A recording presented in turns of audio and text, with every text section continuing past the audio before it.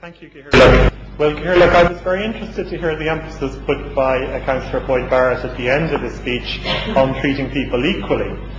And if Councillor Boyd Barrett wants to put down a motion recognising the need for a two-state solution and asking both sides to act with restraint and to support human rights in the meantime, well, I'll be the first to second it and to vote for it. But so unbalanced is the motion that he has put down that in my opinion, Gairloch, it should be rejected out of hand. And can I just remind the Chamber that the establishment of the Israeli Embassy was one of the achievements of the Fine Gael Labour DL Rainbow government of which Councillor Brannock was a member, and it would be quite absurd to suggest we should roll back on that now.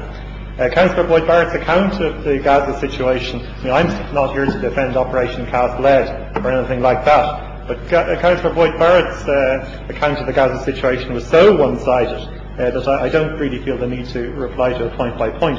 But the question I want to address here, is why is this motion so one-sided? And the answer is, Councillor Boyd Barrett has the same rights as any other member of this Chamber. And one of those rights, of course, is to have his views examined and held up to scrutiny.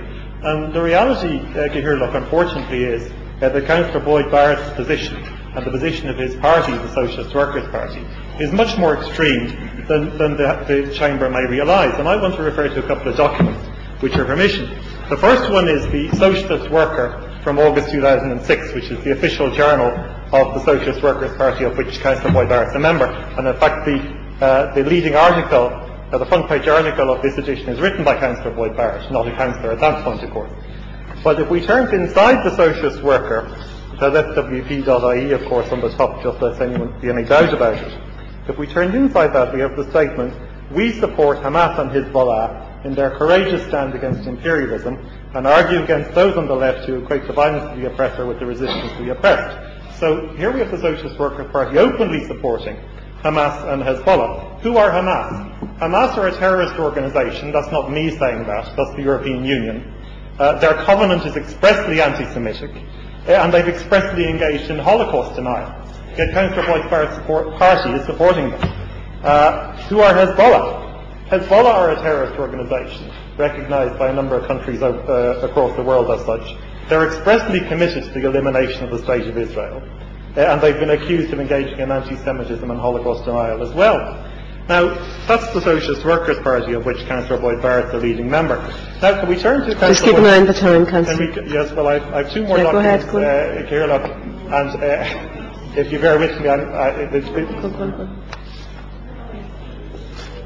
if we turn to Councillor Boyd Barrett himself, Councillor Boyd Barrett spoke on Saturday the 11th of April 2009 at this meeting. I mean, it's always interesting to hear the councillor and his colleague talk about conferences. Well, this was one conference I'd like him to account for.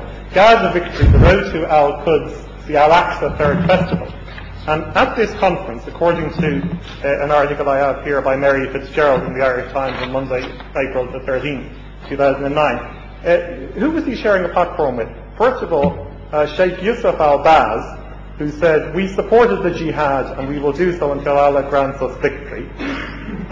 He shared the platform with Mr. Azam Tamimi, who said it is a crime against humanity to support Israel's right to exist.